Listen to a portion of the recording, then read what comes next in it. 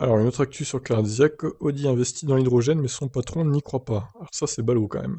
L'année dernière, Audi annonçait des développements pour l'hydrogène. Aujourd'hui, le patron d'Audi affirme qu'il ne croit pas en ce carburant, dont la production pose toujours problème, hein. Donc il annonçait ceci l'année dernière: nous voulons récemment accélérer son développement, nous allons accentuer la priorité sur l'hydrogène, plus d'argent, plus de capacité de production, plus d'employés et plus de confiance. Un premier prototype H-Tron devrait voir le jour en 2020 et un véhicule de série proposé à la location sur certains marchés en 2021. Mais aujourd'hui, le discours a bien changé. Ah bah le fameux H-Tron, on l'a pas vu hein, pour l'instant, donc bon, il reste un mois, donc vous avez encore un mois pour pour le lancer, hein, Audi. Et pour cause, Audi a entre-temps changé de patron et aussi de discours. Bram Schott a laissé sa place en 2020 à Marcus Duesman, pardon, pas franchement emballé par l'hydrogène. Et il a tellement raison.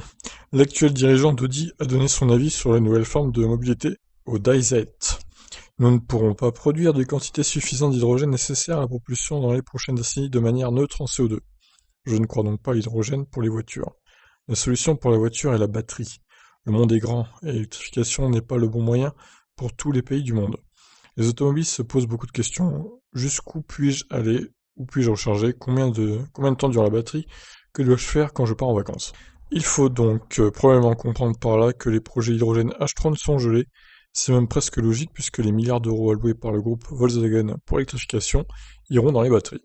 Voilà, donc on peut dire à demi-mot que Audi abandonne l'hydrogène, hein, pour l'instant du moins. Ils vont se concentrer clairement sur les véhicules à batterie, et je pense que c'est la meilleure stratégie, du moins dans la décennie 2020-2030. Après, en 2030, quand tout ça, ça sera bien au point, ils pourront peut-être investir de nouveau dans l'hydrogène. Voilà, c'est comme ça que je vois les choses. Je vous laisse réagir. Ciao.